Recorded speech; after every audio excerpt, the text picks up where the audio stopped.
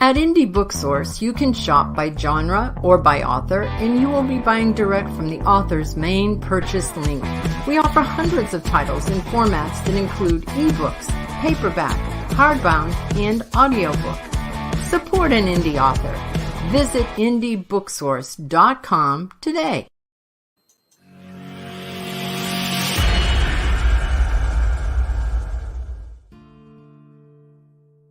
Welcome to Meet the Author, where you can join in on insightful conversations with best-selling and award-winning indie published authors. Your hosts today are Rob and Joan, who themselves are indie published authors, book publicists, and paranormal investigators with Tampa Bay Spirits, based in Tampa Bay, Florida. Thanks for dropping by. And now, on with the show. Hi, I'm Rob. And I'm Joan. I'm glad Rob is back. I'm glad I'm back too. I was almost being replaced there permanently, but I survived. You didn't have any beginning commercials last week because I didn't hit the second go live button until much later. Yeah, that's okay. Hi, Chanel. How are you? You're popping in early, Chanel. Driving home from work.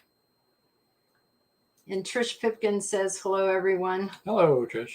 How do you like being on that side of the camera, Trish? George Dismuke says, onward without judgment or forethought. That's a good way to go. Close your eyes. Joe Conjal says, yay, welcome back, Rob. Thank you, Joe. And hi, Joan. Hi, Joe. And oh, my God, I'm so glad that he's back. Trish says she could never replace you. Okay, she's back in the will. Oh, wait a minute. She wasn't out of the world to begin with. Paul Hollis. Hey, Paul. Hi. Paul Hollis says, hello, Joan and Rob. Hey, Paul, we're glad to see you. Trish says it's less stressful being in the audience. Side, yes. That is so true. That's good. It's very true. Oh, my goodness. All right, I got that over with. Should I show the bandage or no? Sure, go ahead. Everybody, here we go. You ready? This is my bandage right here. This was bleeding profusely the other night. That's why I could not. Whoop, that's better. Sorry if I scared anybody. I should have given a warning thing for that, right? Yeah.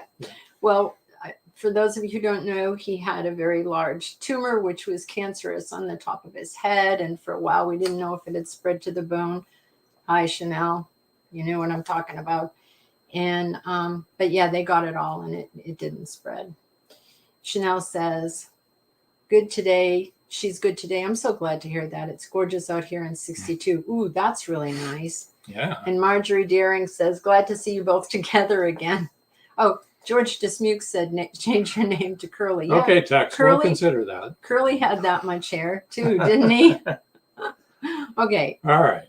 Trish says, it looks so much better. You look much better. Thank you. I feel so much better. Oh, yeah. Sure. The other bandage was a compression bandage and was very large. Terrible, yes.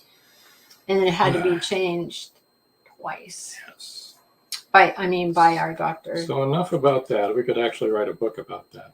I don't want to. Thank you, Paul. Paul Hollis said, wonderful to have you back, Rob. It is. I'm so happy he's here. I can't even begin to tell you.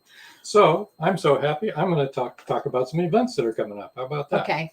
All right. Next week, Meet the Author and Voice of Indie crossover event. We're going to have Stephen Gies is going to be on. Wait a minute. He's an author. I have and we have this here.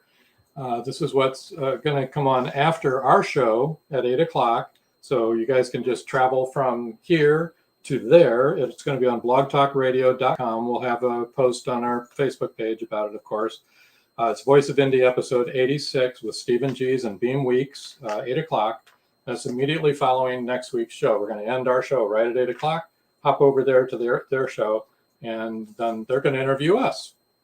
Yeah. Go figure, right? And yeah, they'll be on our show first and then we'll be on theirs. So that's the first time we've done that. So that's going to be fun. So tune in. We might get confused. See what I can do to confuse things. The next thing we have, and that's next Wednesday, the 23rd, right here at 7 o'clock again.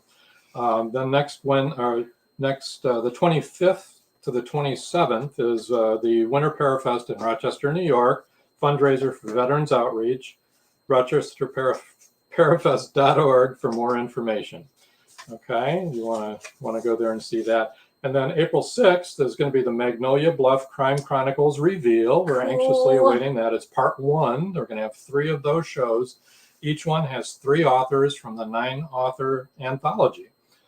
This first one on April 6th is going to be C.W. Hawes, Caleb Pirtle, and Cindy Davis. And all 3 are writing books. One's releasing, I think, in April, and then May, and then June, respectively. And they're going to talk about all the 3 of their books, and it's going to be interesting. That's a cool idea. So that's what we have for events coming up. And now, without much ado, we should bring in our guest. Hi, Pamela. Welcome to the show. Glad to have you. Hi. Thank you. It's great to be here. It's really good to have you here. You were probably glad you weren't here last week. Oh, yeah. Joe Congel says more excuses to wear a hat. There you go. Yeah.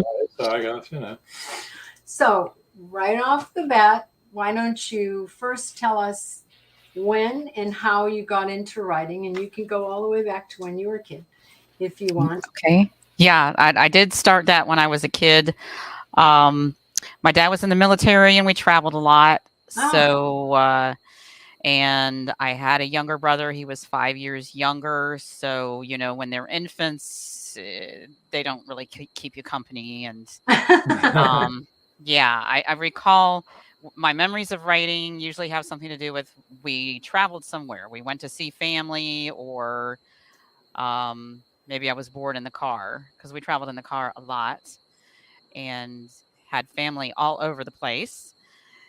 So I remember writing stories. I wrote one about finding a dinosaur in my uncle's barn because he lived in Tennessee and had a barn, and not a full-fledged farm, but he had pigs, and the barn was pretty tall. It could have fit a dinosaur. So that sparked my imagination. Animals factored in a lot to my writing then as a child. I think I was about 8 when I wrote about the dinosaur. I would write poetry sometimes. And I know when we were going to move from Virginia down here to Florida, my teacher gave me an assignment to write about the differences, when I went from Virginia to here. Because we traveled down to look for a place to live and then went back. So, lots of things sparked my imagination. I enjoyed writing, and I went on to major in English and took classes to be an educator. Became a middle school teacher of English. And I was just pretty much writing all along. Writing kind of was a good outlet for me.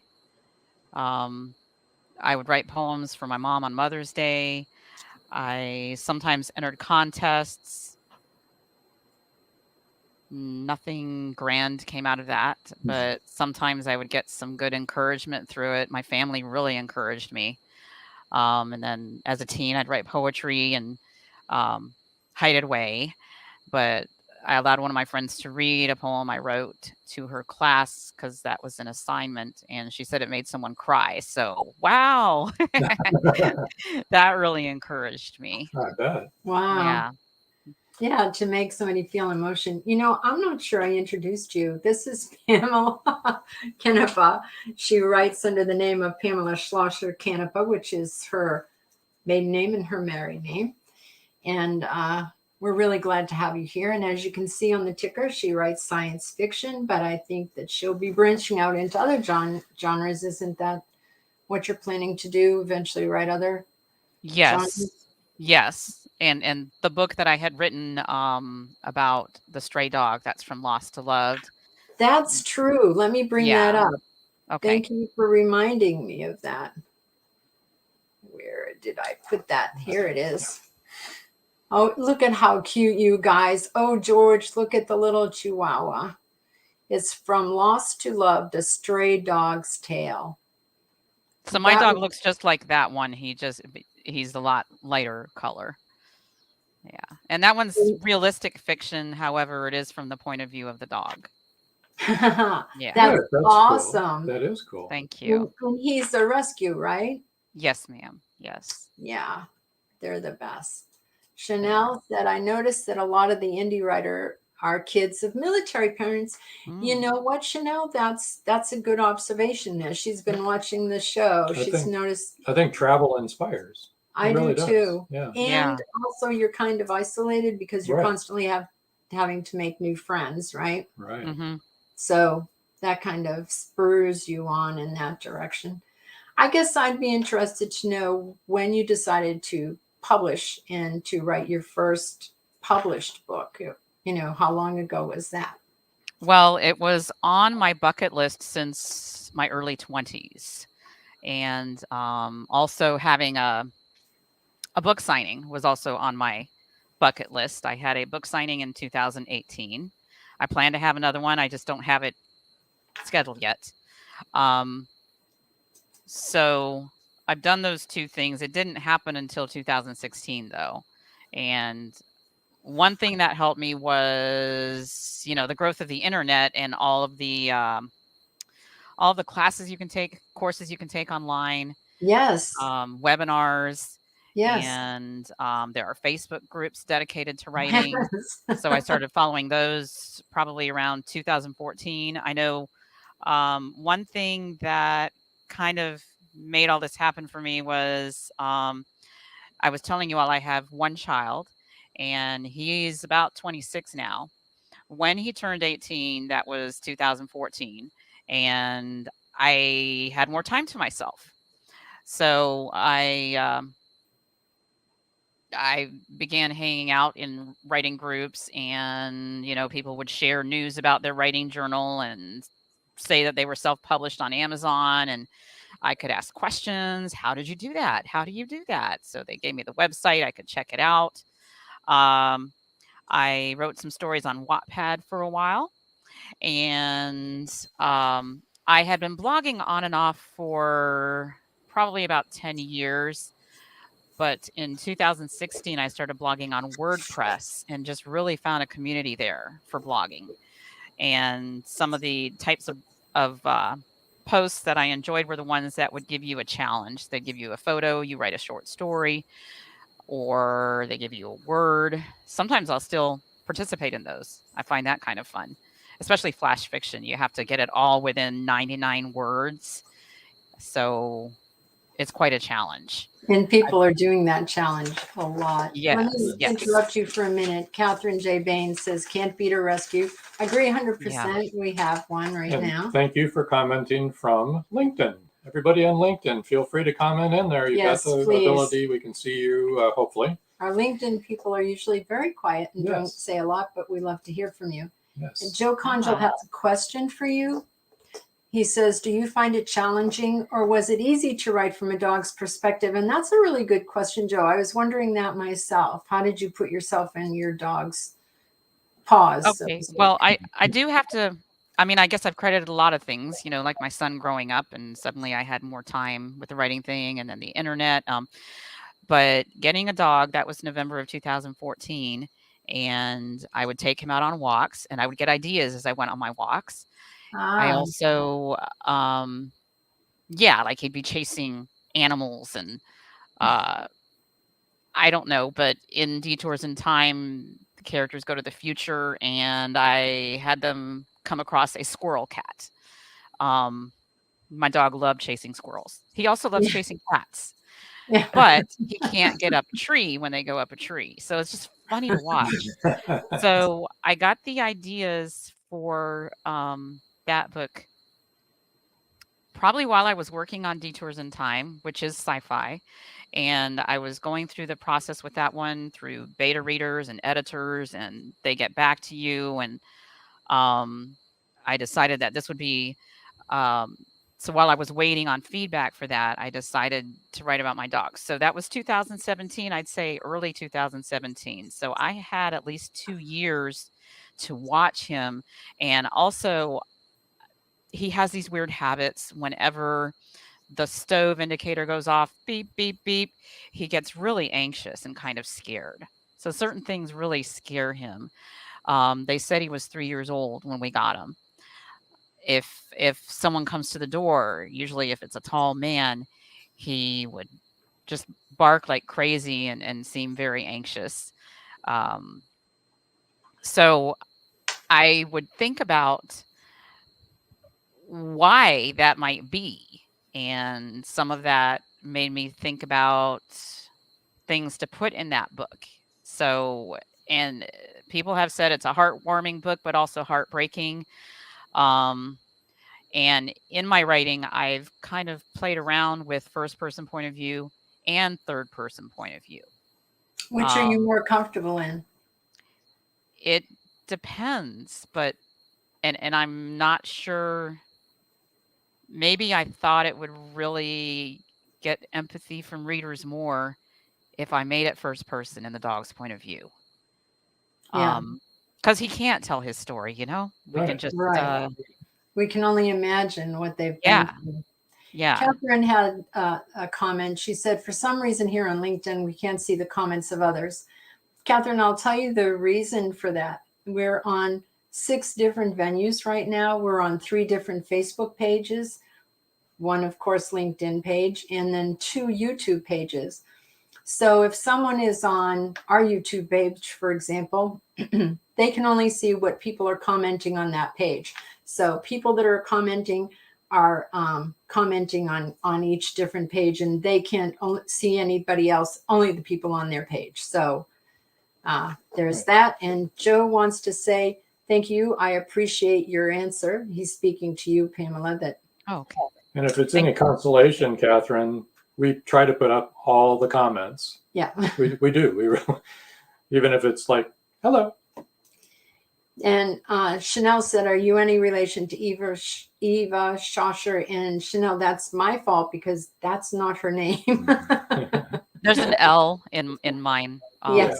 If I didn't pronounce the L, Schlosser, I'm sorry. Yeah. So I don't think I am. No. I have so many relatives, though. I hate to say for sure.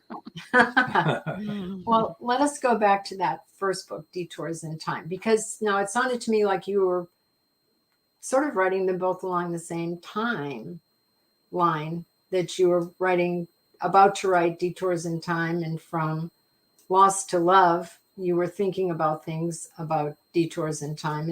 Am I getting that right? Yes, you are. Let's see. I started writing Detours in Time in the fall of 2015. And I was definitely a pantser. I wasn't even sure I could make a whole book out of it, but as I said, it's always been a dream to publish a book and to write a whole book. I wasn't even sure. I just had the premise, the concept. It's time travel. And I thought, what if it's a man and a woman time traveling together? What kind of plot elements could ensue from that? So I don't know. Ideas came little by little. I didn't really outline all of it. I didn't have an end in mind either. So for you, those of you who aren't authors and maybe don't know some of the terminology, a pantser is somebody who kind of flies by the seat of their pants. They don't have a set outline. They don't. And some people begin with the end of the book. They know how it's going to end. And Pamela's just said, none of that. She's a pantser. We're pantsers. Kind of a hybrid, because at some point you need to have a little bit of an outline of what's Just going to on. regain perspective. Yeah. You lose. Well, I would say I'm also a hybrid after Detours in Time. Because you grow as a writer, right? Yes. So Chanel wants you to know that Eva Schosser, her mother married Anne Frank's father after the war. And she also happens to be a writer, which is why I think she asked you the question. Chanel said she's a writer too. That's George said, I've written a book about a dog's different kinds of bark. They have an entire vocabulary if you listen. That's true. They do. Yeah. Yeah, that makes sense. Susan Kite said, God bless Panthers. Pantsers. She meant Pantsers. Well, George likes Panthers. George likes Panthers. So he that writes actually about works. Panthers. So, well, no, No, he doesn't. No. He runs about jaguars. Oh, that was Can't Jaguar. call his- Oh, I did it again. His Uh-oh. jaguar. Sorry, panther. George. Oh boy. God bless I'm in dancers. trouble. Yeah, I agree. God bless us. But can you tell us a little bit about the premise? And we don't want to give Right. away spoilers of Detours in Time. Okay, so there is a scientist who is very boyish, and ideas can come from anywhere. I used to watch the series Fringe. Yes. Okay, Yeah, and yeah. I was sorry when it was canceled. oh yeah, I loved it. And the scientist Walter Bishop, Oh my he gosh. was very He's so interesting good. and so layered. He had all these layers and Mhm. faults, but brilliant. Mhm. I think I made my scientist a little bit more boyish, but he is much older than the young woman. However, she's 30, so and she works with him. And so they go on a time travel adventure. They go to the future.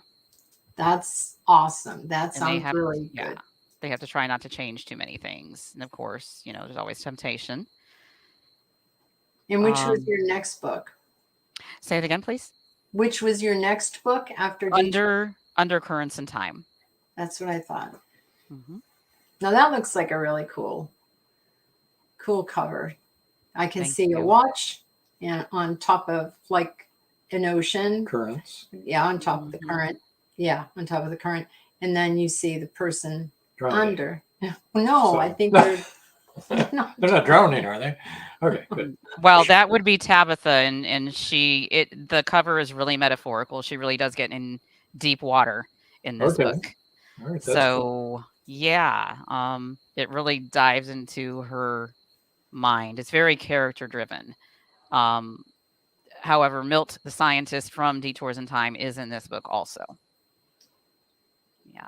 We had people saying, Trish Pipkin said, I remember Fringe, loved that show. Joe Concho Yes. said Fringe was awesome. It was. And Paul Hollis said, great cover. And it is. Thank you. It is. Both covers. I really like the first Both one. covers too. are really good. For those that are listening and not watching, we should tell you that Detours in Time shows like an alarm clock. And you can see the two characters you were talking about running through the Through time. alarm clock, like running through time, I would guess. In our undercurrents, we already explained that. And it's kind of yellow gold on top and sea green underneath. It's really cool. So which was the third then? That would be Malachi Ruse Master. Here we go. Yes, and he is a character that showed up in Undercurrents in Time. Okay. And is he That the main one's- character in this book? He's the main character in this one. That one's very character driven as well. Okay. So it kind of it starts, I think, before the events of Undercurrents in Time, and I don't know, it kind of intersects, but it's mostly about Malachi, and there's just a little hint of what may be going on with the time travel. So the time travel doesn't actually happen in Malachi Ruse Master. It's all about Oh. his character. I believe that one might be first person. I don't know why. I certain characters and certain plots or books to me seem to work better with first person or third person. So yeah. That's And I'm really working on- interesting. Yeah, I'm working on another one which involves another character from Undercurrents in Time who is going to intersect with the character of Malachi. Oh, But that good. one's taking a little bit longer. Oh, do you have a working title or should we just wait? Well, it's about the character of Ellie. I've been calling it Ellie the Time Traveler, but I may tweak that title a little. Okay. Yeah. I've got a question for you. Since you're an English major and a teacher, Yeah, an English teacher. do you do your own editing or do you ship it out to somebody else to take a faraway look at it? I definitely, once I had decided to make full length, publish full length books, I send it out for editing Okay. because it's always so easy to miss something. Kind of get too Oh, close You to it, know? don't they? Yeah, sometimes when you're reading it in your head, you may hear it, but you don't look as close to see that you've spelled the wrong there Right. or Right. mixed up some letters. I know with one book, I was writing, there was sweat on his forehead, but it came out there was seat on his forehead. But, Ooh. I knew it was sweat and was just reading it and didn't catch Yep. it. Right. Your Right. brain So, saw it as Yeah. sweat. Yeah. You Mhm. interpret That's it okay. that way. We wrote dose one time. It meant to write dose and wrote dose. Oh, Yeah. And my friend who's a nurse said he was dosing what? And I said, yeah, Oh, well. that yeah. happened. So, yeah, I always do send them out for editing. Yeah. Okay. Just wondering. It's really difficult. Okay. You want to tell us a little bit about Made for Me? Okay, that is my first self-published book. That is a novella. Um, you could call it sci-fi romance, but definitely clean sci-fi romance. And it's in the future.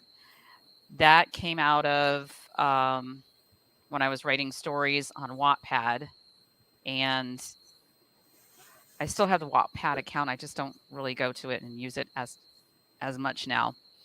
But that's where I got the idea for this, and just kind of from a short story, and then I just added on to it. That's good. Here's Catherine J. Bain. She said, I had a friend whose draft had an exploding IUD instead of IED. It was God. Oh my gosh, Catherine. Some of these are comical. That is great. Yeah. But the visual for a woman is just awful. Yeah. Oh my God. That's and IEDs are not funny either. So I don't know why I'm laughing, but that made me laugh. And seeing through Samson's eyes, step in another's shoes, and the journey begins. That one was another novella. I took some of the characters from Made for Me and continued the story. One of them was a girl named Nori in Made for Me. And with Made for Me, I think I gave 3 different points of view. The main character was, I'm not even sure. That's bad. I want to say Aubrey. It was something like that. And then there was Samson. And then there was an adopted daughter named Nori. So the Samson's Eyes has her trying to track down her roots. And following that was From Bedlam to Ben. That's where Nori comes across and befriends some androids. That one was a novelette. It was kind of shorter. From Bedlam to Ben. Right. Marjorie had a comment. She said, professional editors are wonderful. Word-to-voice programs really make mistakes stand out even before you get to that point. Yeah, you're not the first one that's mentioned that. Marjorie, a number of our authors do that. That's true. They listen to it. And then, because then it would have said IUD, and, Catherine's friend would have gone, oh, no, that's not what I meant at all. All of these are great covers. Here's Crossroads Diner number 205 for the in-between. That's a very interesting title. Thank you. That is a short story. And all these people are in a diner, and by the end, you realize the diner is not just a diner. Okay. So it's kind of spiritual, metaphysical. Twilight Zone. Something like that. Kind of like the Twilight Zone? I have been told, yes. I've been told that it's kind of like the Twilight Zone. But sounds like it. Yeah. So Catherine would like to know, how long does it take you to create your fictional world in your sci-fi? I don't know. It varies by book. And I didn't really know how to do that. Yeah, it's something I kind of learned as I went along. In Detours in Time, Undercurrents, and even in the Malachi book, it takes place in Virginia, in the same area near DC, which is where I lived as a child. We moved here to Florida when I was 8, but I have been back to visit DC just a couple of times. So I'm definitely not an expert on the place, but I do remember weather patterns, the types of trees. Not only that, I've been a fan of James Patterson for quite a while, and Me too.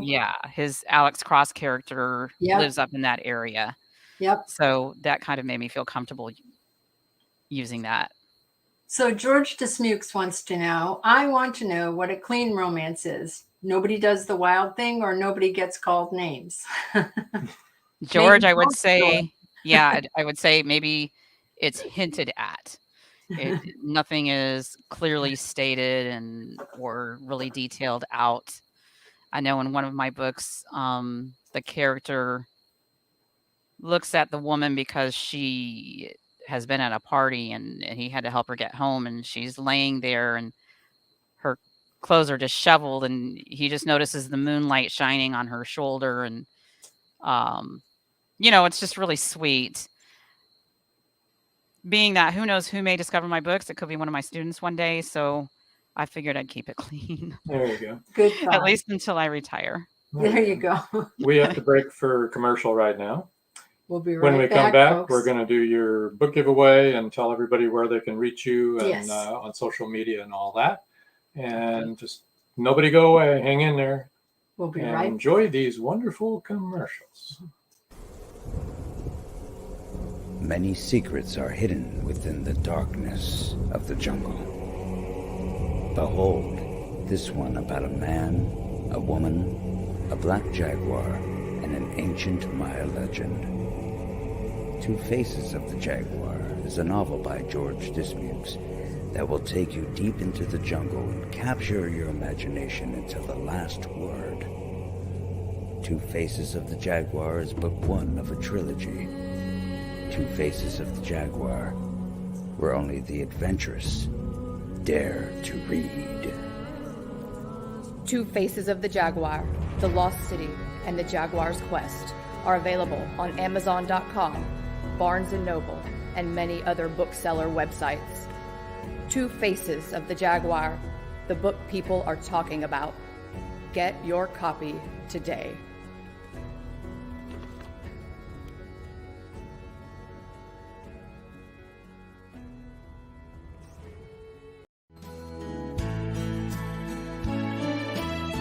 People who like to read want to get their hands on books by Becca Jones.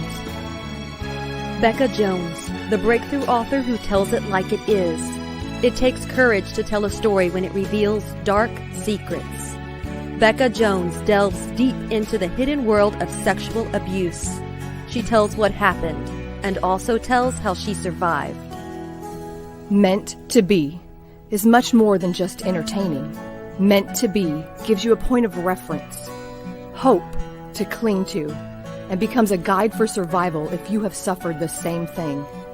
Meant to Be, Becca Jones, a must-have.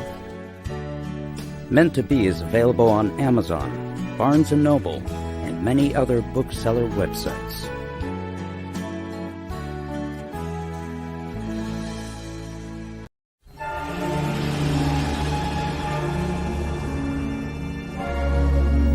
Dear Lord, she's still alive.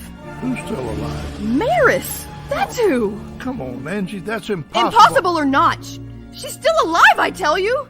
She killed that boatload of people, and she's just getting started. There's no limit to what she will do. It's not easy to kill a siren. It takes a formula and a plan. Siren Song 2 is the spellbinding sequel to Siren Song. Both novels by George Dismukes. Siren Song 2 will be on bookshelves and bookseller websites in July. Don't miss it.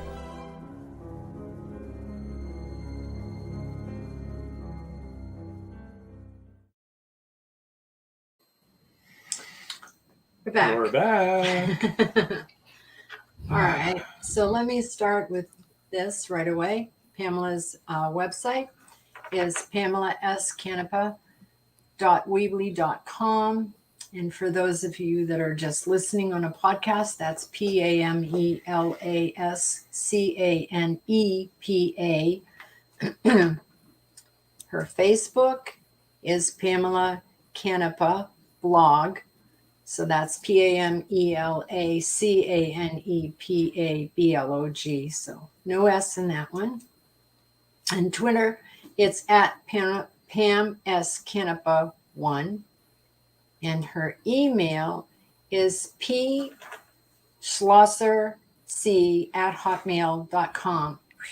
I said that. PSCHLOESSERC. Very good. Very good. You did that good. Yeah. Now, shall we get right to the Yes. book giveaway? Here's the book All right. giveaway, everybody. Ready? Book giveaway is the first person to email PSCHLOESSERC@hotmail.com will win a signed copy of Detours in Time, and this is a U.S. only, and it is a paperback signed copy. So get your fingers typing, and hopefully you'll be the first one in there. Yeah, you're going to win an actual book You leave it. that you can hold. Yeah, I meant to leave that up there. Sorry. I guess I make mistakes even when you're here.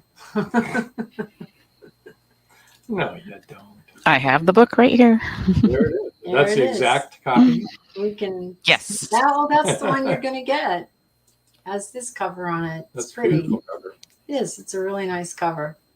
How much fun was that the first time one of your published books came in the mail to you? And Oh, it was great. It was amazing. It was Yeah. amazing. Yeah. Isn't that the best feeling? That's great, huh? Yeah, it is. And It it's is. in the Library of Congress forever. So wow, Mm-hmm. that's really cool. I think. Did we get all of your books up there? I'm think we thinking. did. Oh no, From Lost to Love, right? Oh yeah, we did that first. Yeah. Oh gosh, that's such There a we cute dog. Cute little Chihuahua. So lots of choices there if you go to the website and take a look and see what she has to offer. Mm-hmm. Yeah, definitely. I did include a picture of my own dog in the back of that one. Oh, Oh, did you? Yeah. Yeah. See. So he looks very much like a Chihuahua. Move it Yep. over a little bit to your left. They said he was part Pomeranian, and that only showed up in his tail. Well, oh gosh. There you go. That's There, good. that's Yeah. better. Cute. Sweet. Thank you. How old is he now? They said he was 3, so he would be either 9 or 10.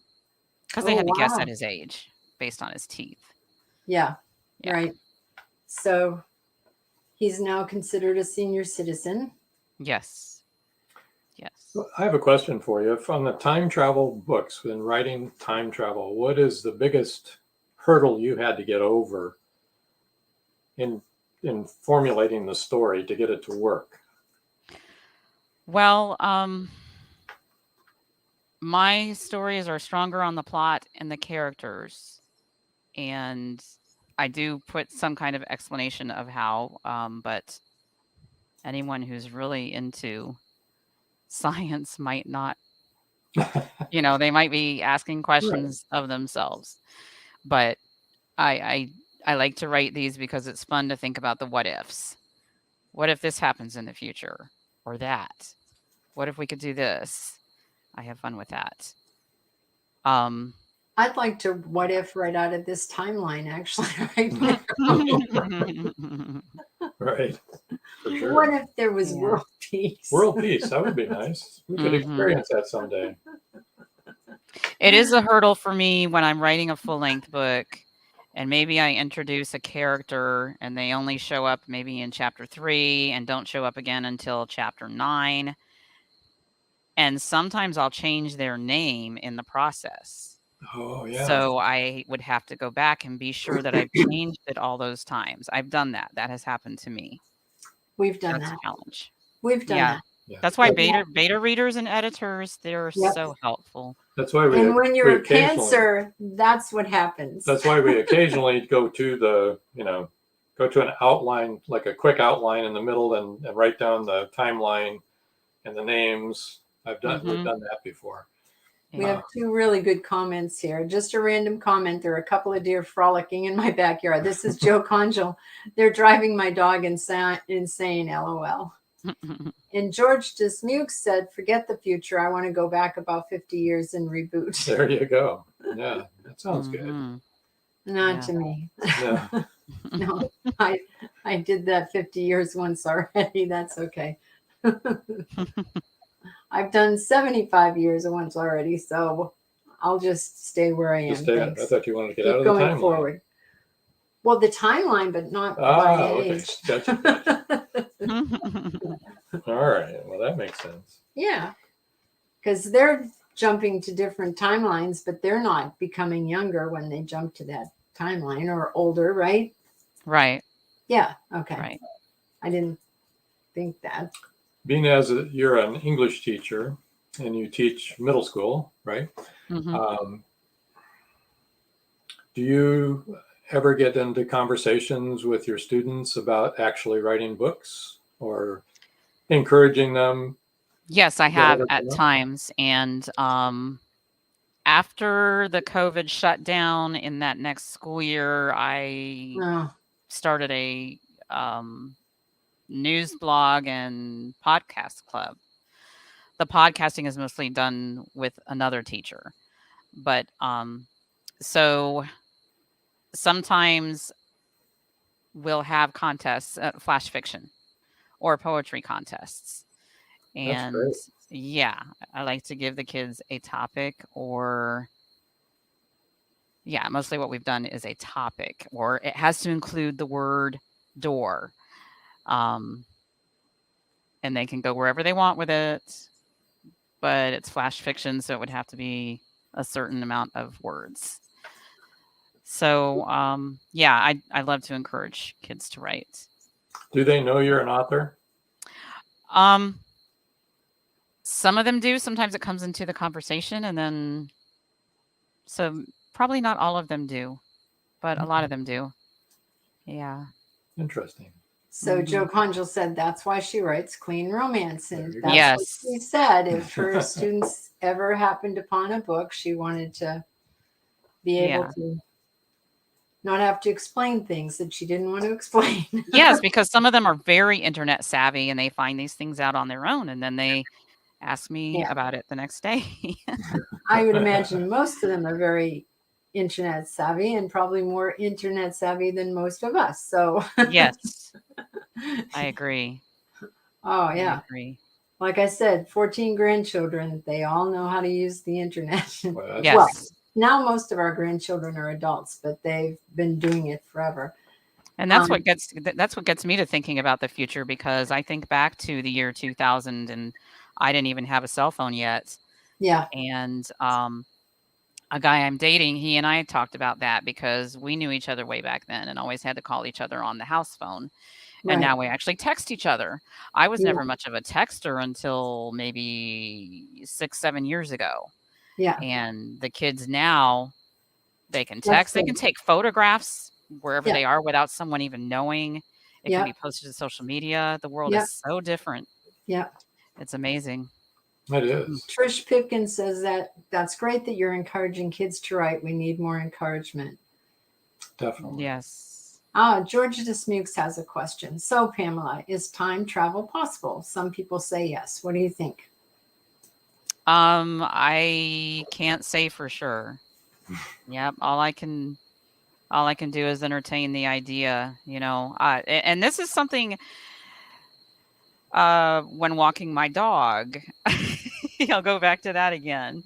Yeah. My mind just wanders, and sometimes I get ideas in my head and I think, you need to write that down. And a lot of them I forgot to write down, but then I started getting better about that. But, one of my neighbors has this old, it seems like a willow tree, and there's a lot of moss in it. And so I'll pass under that tree and it's hanging down, and I think, okay, here's a curtain. I'm going back in the past. Or coming back the other way. All right, here I am coming back to the present again. So that's, scientifically, I don't know how it would be possible, but it seems like in our minds sometimes, and also because I am a parent, sometimes I'll pick up an object, like where we did a mold of his hand, my son, when he was 7 or 8, and kept that, and I'll look at that and I'll just, mentally go back to where we were when we got that and what he looked like, how he walked. His legs were really long, longer than the rest of him. And now he's 5'7". He's not really tall, but he was just lanky at that point in his life. So yeah, I'm not really all about the science. But if it could happen, that would be amazing. Georgia Dismuke says, by the way, dog lovers are very special people. I agree. I agree 100%. And what I like to think about with time travel too is just how much we could screw things up if that was possible. Worse than we already have. Trish. Yeah, possibly.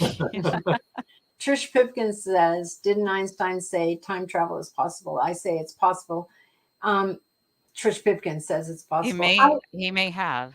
Oh, he did. He actually he proved that it was possible, theoretically. I mean, he didn't time travel anywhere. That we know of. He did prove that it is possible. And some people think that the UFOs that we see are actually time travelers and not from. Yeah, George says E equals MC square. And his whole thing about it was all on a line that you could bend the line and you could travel from point A to point B and, point A to point Z really, or whatever is in the middle of the alphabet. I'm not thinking right. Joe Conjal says, I always thought that deja vu was some form of time travel. Huh? That's very possible. Yeah. Oh, and Trish Pipkin says, me too. Yeah, that's something I've never thought of, but yeah, that could be. Now you got me thinking, Joe. Oh, I think we've talked about this before. Did we? I got that feeling. No. Okay. All right. So LinkedIn a LinkedIn user. Sorry, your name didn't come up. Yeah. That's okay. Yeah. Has a question. How do you go about obtaining book reviews? Do you read them? And how do you deal with any negative reviews? Very good question. Very good question. If you're going to comment again, include your name on there so we can see who you are. Yeah. If you want. When I post about my book on social media, I do ask for a review. Yeah. I have joined a few book clubs for authors that can showcase the book, and we're encouraged to read and review books, and that is very helpful. Do I read the reviews? Yes, I do. If there are negative reviews, I don't deal with them. If there are negative reviews, I don't know. I belong to some writers groups on Facebook, and what a lot of them will say is it's just not worth it to respond to a negative review. One author, I read his book and he had a really negative review, and his response was, "Thank you for your review." Well, sometimes a negative review can be a good learning experience too. Yes. Now, if it's just a hateful, put down, abusive, and it's not constructive criticism or explaining what the difficulty that you had with the book was, then, that you probably shouldn't answer. But I will tell you that we got a negative review about Bioprints, our first book. And I don't know if you can see the cover or not, but you can see that it's a smoking gun, right? Okay. So this one man went on and on about we used too many cliches and we were funny when we didn't even mean to be funny. Okay, we meant to be funny. And so I said to him, if you saw the book cover and you saw the smoking gun, that should have been your first clue that this wasn't a book for you if you didn't like That's right. Cliches, Yeah. because that is a cliche. Right. Yeah. Okay. Uh, Yeah, but just ignore them if they're hateful. I shouldn't Yeah. have answered that, but it was our first book. Mhm. George Snook says, W.C. Fields said, I don't care what they say as long as they keep talking. You know? Yes, That's right. I've heard some people say that too. Even a negative review is still a review. And yeah, especially if you're controversial and people hate it for that reason, that's going to make other people want to read it. And, you know, I haven't Exactly really right. been What it's all about. controversial, but maybe I will one day. Yeah. And Joe Conchel says, a negative review is just one person's opinion. It's not necessarily fact driven. Take it in stride. Yes. Okay, this Oh, Trish yeah, Pipkin said, this reminds me of the review. This is so fun. This was just on the other social day, media yeah. the other day. This reminds me of the review of the fiction book that said they felt the author was making it all up. I just think you're making it all up. Yeah. Yes, that Yeah. is why it is a fiction. What is the definition of fiction? Wow. That was Right? that was seriously An the actual review. comment, right? Yeah. When I read this book, I feel like you're just making it all up. People are something, aren't they? Sheesh. Yes. And then you say, thank you. I did make the whole thing up. All by myself. Which one of your books is your favorite? Oh, yeah. I like that question. Oh, that is. It would definitely be something in the Detours in Time series, but I think I put on many hats and I get in different moods throughout the year. And Yeah. Right. yeah, I love Detours in Time, but Undercurrents in Time, I really had fun writing that one and going into Tabitha's mind. One of my friends told me that the character of Tabitha is like me, Pam, on steroids. That's good, though. Yeah. I mean, that's really good. Is she your favorite character? I don't know, because I really do like the character of Malachi as well. I tapped into Malachi in that book. He's between age 20 and 22. And I tapped into myself where I was at that time in college and, trying to find my identity, establish my identity.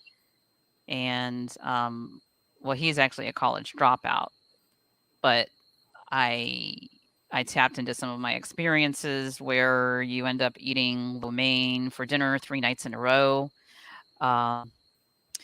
Yeah, it's a tough question, but so, and for Tabitha, I tapped into places I had been at different times in my life also. Susan Kite said, that's a tough question, like asking which kid you love the most. Yeah. That's right. That's true. Yeah. That's true. And also, I think what you said about which hat you're wearing at the time, I think, that's who you kind of go with. You veer more towards one book or one character, depending on what kind of a mood you're in, too. Yes. I would come up with so many more if my hands could keep up with my brain. Does that make sense? You just need to stop walking your dog so much. Well, that helps me come up with ideas. So. Oh, for sure. Yeah. And when you were talking about your dog made me laugh, because when we walk ours,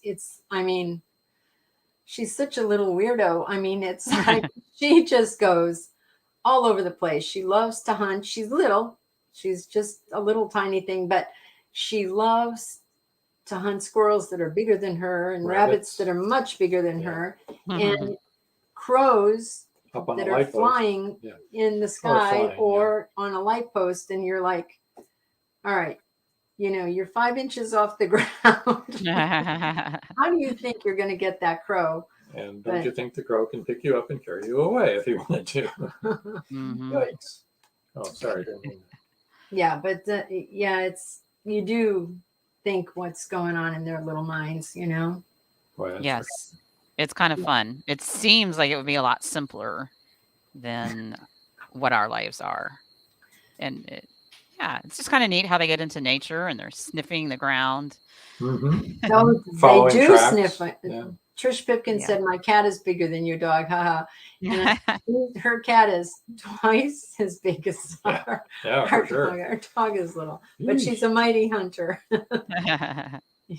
This morning when we were walking her, she was sniffing on the ground, like you said, and she caught the scent of something that she obviously wanted to follow. And she ended up going in tight circles. And we're like, okay, you little nutcase, let's move it along. Yeah, dogs are the best. They really are. What are you doing? I'm just taking the banner down, that's all. Oh, okay. But then we should put up her name. Yes, we can do that. There you go. We go. All right.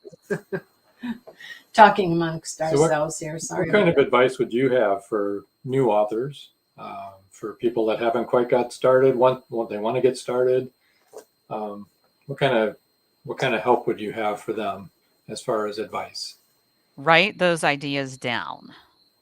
Write those ideas down, because sometimes I would just get an idea and I think that would make a great book, but I didn't have time to write it, not that week, maybe just not that night. And the next day I think, okay, what was that idea I had? And it was gone. Yeah. Sometimes they Because disappear. especially if you work a full-time job, or if you've got kids at home, young kids especially. But this was when my son was 18, and so, with the job and everything, I'd keep forgetting. Then I finally bought myself a little notebook. It had a beautiful green tree on the front, and I'd start writing those ideas down. Also, your cell phone, when you were talking about writing, I keep a lot of notes on my cell phone. Then Yes. you can write it on your cell phone as you're walking along, and then write it down in your notebook when you get home. Yes. Catherine J. Bain said, "The Mighty Hunter is a good title for a book where the dog has the point of view." That's very good. I like that. You could actually record it on your phone too, if you want. Right. Just might be easier than trying to even. Oh, yeah. Right. Joe Conchel said, "I'm constantly texting ideas to myself." That's really good. I started doing that a few years ago because I got the blog app on my phone, and it is very handy. Yeah. Yeah. Susan Kite said, "Been there. Amazing what I could write during state testing." There you go. Trish Pipkin said, "I use the notes on my cell phone." That's what I use too, Trish. And we've never talked about that, even though she is our daughter. Oh. It's funny. We both thought of that. Writing, and Catherine J. Bain says, "Writing down your ideas keeps it from interfering with your current project." That is true. Right. Yes. That is You true. can separate it out easier. Yeah. And then you Yes. can just go back to it. And Susan Kite said, "That is a great idea." It is, because Yeah, I it have a current project, and I have 57 typewritten pages for it. Yeah. And then there are some days where my hands are tired from being on the computer. So I Yeah. also have a little notebook where I'm writing chapters or additions to ideas that I had gotten typed. But I also have an idea for a book after this one, and I got the idea written down. So it's not lost. We're Yeah. paranormal investigators, so we have a lot of recorders, but we can't put ideas on them because they're all filled with EVPs. Mm. Oh well. Yes. That is funny, but it's actually true. It is true. I know. It is true. We have a ghost hunt coming up too. Yep. Investigation coming up. March On the 26th. March 26th. So when we come back after that one, we'll have to tell you about it. Where are you going? We're doing an investigation for a family In the Tampa area. in the Tampa Oh, area. you may have told me about that. Yeah. That's so interesting. Yeah. I also kind of have an interest in the legend of Bigfoot. Yeah, I've read a few fiction books about that this year, but Yeah, you should read some nonfiction. That's interesting. yes, that would be. I haven't. We were Yeah. camping one year. We have a travel trailer, and we were camping in Dead Horse Ranch State Park in Cottonwood, Arizona. And it's on the Verde River. And every day I would get texts from people telling me that Bigfoot had been sighted on the Verde River. So we'd march down and we'd look. It was right near our camps, right where we were camping, Wow. and we never saw him. No. But people were seeing him, but I didn't. Oh. And where is this located? In Arizona. That was in Arizona. Arizona. Cottonwood, Okay. Arizona, yeah. Cottonwood, Arizona. Oh, Yeah. wow. We were camping at a state park. Yeah. Dead Horse Ranch State Park. Dead Horse Ranch Good State folks Park. there. Yeah. Good folks. That's a We've been nice camping. We've gone there campground. camping for, oh my gosh, Long 40 years, I Yeah. guess we've. It's been a long time. We were first went camping there when it cost $7 a night to camp. Right? we had a little trailer then, but it's a lot more now. Here's George's third wife. Oh yeah, Bigfoot is actually female and named Deborah. That's his third wife. I had read that there's a Bigfoot museum in North Carolina, and I definitely want to go see that someday. Maybe Joe Conjul can tell us about that. Yeah, Joe, do you know if there's a Bigfoot museum there? He probably does. Oregon and Washington is really, really the place to be. Yeah.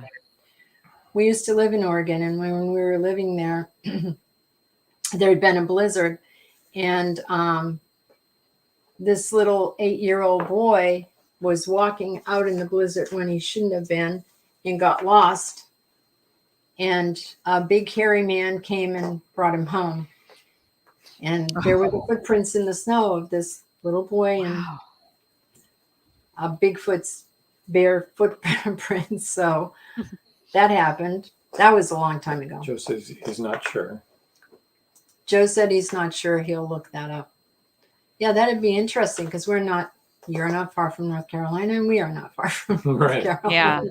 Yeah. So you don't have any book signings coming up, but you're thinking about doing one, right? Yes. Well, but because of weather, normally I would probably try to have it in the fall. When I had my first one, it was early in November, and that was That's perfect. a great time to have it. Yeah. Yeah, and October seems like it would be great too, but then we get a lot of hurricane scares. I don't know. I just need to jump and do it.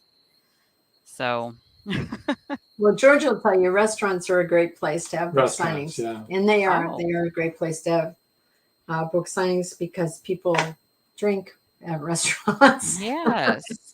and are more in the mood to buy a book. Especially if you're a hometown author, So Right. if you find one in your own neighborhood, or your own area, that goes far. Joe Conjul said there's a paranormal museum in Littleton, Ooh, North we have to Carolina. go. We Oh, should go. interesting.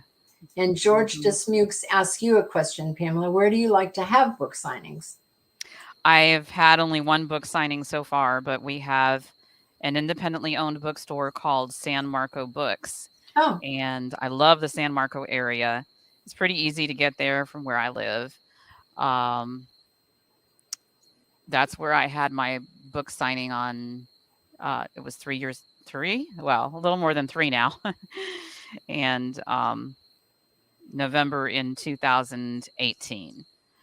It's a very small store, but I had a table outside. The weather was beautiful. It was just great. Yeah. So I would definitely want to do it again at that store. so Trish Pipkin said the Cryptozoology and Paranormal Museum is in BC, and I was thinking she meant British Columbia, Right. but she actually meant this. She said NC, not BC, LOL, North Carolina. Oh, that sounds very interesting. The Cryptozoology and Paranormal Museum. Yeah, that sounds good. And Mhm. Paul Hollis said, I've had many book signings in restaurants. People really engage there. I think they engage there more than they do Yeah. in bookstores. But that's just my opinion. And excuse me, Catherine J. Bain said San Marco is a good bookstore. They work with you well. That's nice. Mhm. Yeah, they were very nice there. And George says, try restaurants that have a bar. People become intellectuals after you do cocktails. That's true. And you can Experts. also tell Yeah. them, yes, there are cliches because look, it's a smoking gun and they appreciate it. They think that's funny. Yeah, Joe Conchel said, I think that's the same one I was talking about. the that paranormal museum. museum. The cryptozoology. Right.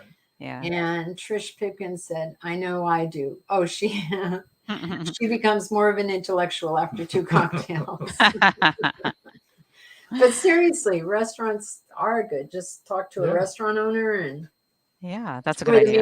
manager of the restaurant and say, Because that, You know, I'd love that to have adds a book interest to signing the there. restaurant too. I mean, it gives them another little perk, you know, Mm-hmm. Mhm. Yeah, Right. another event they don't have to pay for. an event that they don't have to pay for, and people would come to it and I mean, eat and drink at their restaurant. they So hire it's a really good musicians thing. to come in and stuff like that. you Yeah. know. Yes. A local Folk singers. author, yeah. Yeah. There's plenty of restaurants that would eat that up. Right. Pun intended. That's Pun great. intended. Smoking gun, eat that up. I get Yeah. I love it, Joan. But seriously, I mean, it would be. It's a really, really good idea, especially now that we're actually can go back into restaurants and stuff. It's Right. Right. Mhm. it's good. Re-engagement time. Yeah. Finally. Well, I tell you what, we're kind of winding up now. Yep. Pam, it was great having you on. We Yeah, it really was lots of appreciate fun. Thank you. it. Yeah, it's a good show. Your books sound really good. And Thank you. I hope somebody has emailed her to win that paperback. yeah, I'm sure they probably have. So what we're going to do right now is we're going to kind of move you over to the side here. Stick around until we come back. Okay. Paul Hollis says, another amazing show. Thank you, Pam and Joan. Rob, as always. Thank you. Thank Joe you. Conchal Thank said, you, great Joe. show as always. It was a good show. It was a fun show. Susan, thank you. Susan Kite, for thank joining you, us. Susan. She said she enjoyed it. And Catherine J. Bain said, thanks for coming, Pamela. Yeah. Thank Yeah, you, Catherine, thank for you, joining us Catherine. as well. Appreciated all your comments. I want to thank everybody that's watching on Facebook, LinkedIn, and YouTube. YouTube. We appreciate you all. And whenever you want to make comments, even if it looks like nobody else is. Yeah. Go ahead and it should come through. And you can put your name on there if you want to or not. That's fine too. And George Dismuke says, break a leg, Pamela, great show. And Trish Pipkin said, fun show. It has been a really fun, easy show. There you go. Don't forget episode rewind Saturdays at 5:30 p.m. Eastern time, right here where you're watching right now. It's where we rewind. We rerun every old episode. This coming week is the UK Authors Night, episode 16, with Jude Haste and Carol Yeoman, a couple of our British authors on Indie Booksource. So that was a really good show. That We was a enjoyed good it. show. People really appreciated what Judy had to say. She definitely has a message. Right. And Carol just writes really fun books. Really good mysteries. Yeah. But Judy Haste writes with a definite message that you should learn about. Social issues. Yep. And you can watch any episode by going to indiebooksource.com and go to the Meet the Author tab. And you can see all the audios are there. All the podcast audios are there, and links to the videos on YouTube, and all the links to all the live shows. Next week, I think we already talked about it. We're going to have Gary or Stephen G's on episode 50, and the voice of Indie Crossover Event. Don't miss it. Be here at 7, and we will be 2. That'll be this show. That'll be that show right there that we're going to do after this one. Next week. Next week, yeah. Not this week. So, do you have anything you would like to add to this fun evening? No, I've talked enough. No, you haven't. Yes, I have. We'll talk some more. Okay. So, I guess I'm until sure we will. next time. That's all, folks. Bye. Good night. Thank you for joining us here on Meet the Author. Make sure you stay up to date with our show by clicking like, follow, and share. And you can find us on Spotify, iTunes, and more.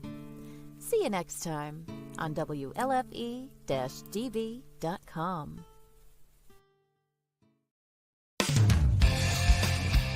You've been listening to WLFE-DB.com, where our shows are your shows.